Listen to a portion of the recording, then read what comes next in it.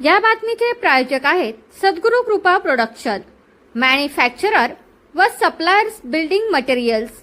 Mobile number 8237 100 900 व 83 088 19 982. जेलमध्ये पाठवा आम्हाला. ते जेल पेक्षा नाही. आज जेलमध्ये 50 कुटुंब अन्नात मिळायला इथं. आपल्याला काम होणं महत्त्वाचं आहे. साहेब बरं का 2021 पासून तुम्ही आम्हाला काम देत आहे. अहो, आमचे आता वयस आहे. नाही, ऐका ना, ऐका ना. काम काय आहे? आम्हाला काम नाही करता. प्राधान्य क्रमांक कोणाला दिलं पाहिजे? काम काय आहे प्रस्ताव तुमचं? दिलेला आहे. प्रस्ताव दिल्यानंतर जेव्हावरून काम मंजूर होतं तेव्हा ते काम होतं. तहसीलदार साहेब तुम्ही सिरियस घ्या. आंबेगाव तालुक्यामध्ये जिथे जिथे कच्चे रस्ते आहेत ते जर या 2 महिन्यामध्ये पूर्ण झाले नाही तर जूनला 100 ते 50 कुटुंब तहसील कार्यालयामध्ये मुक्कामी असणार म्हणजे असणार. बरं का तहसीलदार साहेब, नाही ऐका ना, मी फक्त एक मुद्दा सांगतो याच्यातला की पुढारी शासन काय करेल ते करेल, पण प्रशासनाने याच्यामध्ये संवेदनशील असलं पाहिजे अशी ऐका जरा माझं म्हणणं ऐकून घ्या. 2021 पासून आम्ही प्रश्न मांडतोय, दुसऱ्या कोरोनाच्या काळापासून. काय मुद्दा आहे? आम्ही आंदोलन मांडलं, यादी दिली का रस्ता मंजूर होतो ना? किती होतो रस्ता मंजूर? 250 मीटर. दोन्ही बांधकामे बघा, मी काही तुम्हाला म्हणत नाही, दोन्ही बांधकाम तुमचा समन्वय असला पाहिजे ना. हो, आता आमची माळवाडी आहे, अहो 250 मीटर 250 मीटर 250 मीटर करता करता 20 वर्ष निघून गेले ना. ऐका मला काय म्हणायचे, ज्या ठिकाणी डांबरीकरणाचा रस्ता नाही तिथं तुम्ही एका वेळेस 1 किलोमीटर देऊ शकत नाही का? सार्वजनिक कोणत्याही खंडामधून द्या, आम्हाला त्याचं म्हणणं नाही. दोन्ही डिपार्टमेंटचे प्रतिनिधी जिल्हा नियोजन असतातच ना. मग ही आपत्तीची प्रायोरिटी तुम्ही मांडत नाही का? तुमच्या शब्दाला किंमत नाही. आपल्याकडनं आतापर्यंत वाढे नव्हते त्यामुळे आमदार साहेबांच्या पातळीने ते प्रस्ताव मंजूर होते. आमदार साहेबांकडून प्रस्ताव जे जातात ते तिथं कुठे होऊन त्याची छाननी होऊन त्याचे प्रस्ताव मंजूर होतात.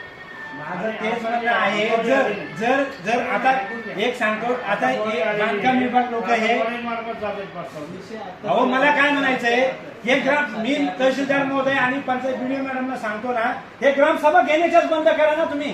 कशासाठी लोकांच्या मागे लागले? ग्रामसभेने ठराव करायचा, प्रस्ताव द्यायचा, किती किलोमीटर आहे? 1 किलोमीटर आहे. निरीक्षकांनी अहवाल द्यायचा आणि 250 मीटर पास करायचा. म्हणजे काय फसवणूक झाली ही? माझं काय म्हणे, तू पैसे नाहीत का काय बोल. शिवाय आम्ही त्या 2021 तहसीलदार महोदय साहेब 13 रस्ते दिले होते, 7 रस्ते त्या जागृती टुंबे प्रकल्प अधिकारी होत्या, त्यांनी सांगितलं हे पैसे घ्यायचे काम आम्ही पैसे देतोय. 7 रस्ते केले ना. उरलेले 4-5 रस्ते तुम्हाला करता येत नाही. 5 वर्षाने परत आम्हाला त्याच्यासाठी बोलावं लागतं. आपत्तीचा विषय नाही का हा? आज आपटीमध्ये म्हणजे घटना घडल्यानंतरच आपण करणार का? तसं करायचं नाही का आपल्याला? माळवाडीचा रस्ता आहे, 1 किलोमीटर रस्ता आहे.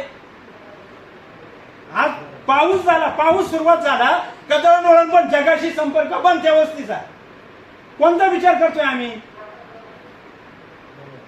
याच्यावरती? दोन्ही आणि दुसरा मुद्दा याला जोडू नये. सार्वजनिक बांधकाम विभागाची जी कामं मंजूर होतात काही कळतच नाही आम्हाला. त्याच्या नोटीस तिथं बोर्ड लागले पाहिजे, त्याच्या वर्क ऑर्डर ग्रामपंचायतीला दिल्या पाहिजे. मागायला गेलं तर तुम्हाला कसं काय म्हणजे जसं काय आम्ही आरोपी आलेत अशा पद्धतीने वागणूक, हे बरोबर नाही ना.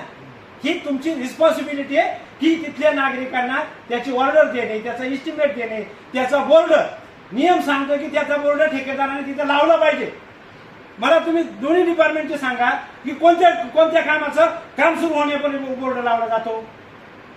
आज अशोकला विचारायची गरज पडली नव्हती किंवा डॉक्टरांना सांगायची गरज नव्हती पडली की तो रस्ता मंजूर आहे. जर आपटीपासून चालू आहे तिथं तोंडाला बोर्ड लागला पाहिजे. मग ते खेतेपडारच्या ग्रामस्थांना कळलं का हा बोर्ड आहे, एवढ्या किलोमीटर लांबीचा आहे, खडीकरण आहे का म्हणून काय आहे ते कळलं ना त्यांना. मग कोणत्याही कामाचा बोर्ड लागला जात नाही.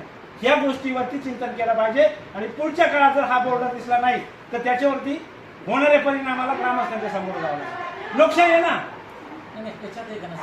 तुम्ही लगेच कट करायला येत आहे. किती महिन्याने थकीत बिल असल्यानंतर तुम्ही कनेक्शन कट करायला जाता? 1 महिन्याचा थक असला का 2 महिन्यात 45 दिवसाच्या वर गेलो लगेच तुम्ही कट करायला जाता. काय कोणता कागद असतो तुमच्याकडे कटिंग करायचा? काय आदेश असतो का? तुम्ही त्या कुटुंबाची सदारी घेताय का? हो डॉक्टर साहेब, जरी तुम्ही कट करायला येताना विद्युत अधिनियम 2003 काय सांगतो सांगा. डायरेक्ट जाऊन तुम्ही कनेक्शन कट करायचं. मला एक सांगा, विद्युत अधिनियम 2003 काय सांगतो? कमीत कमी 15 दिवस त्या संबंधितेला नोटीस दिली पाहिजे. त्याच्यानंतर तुम्ही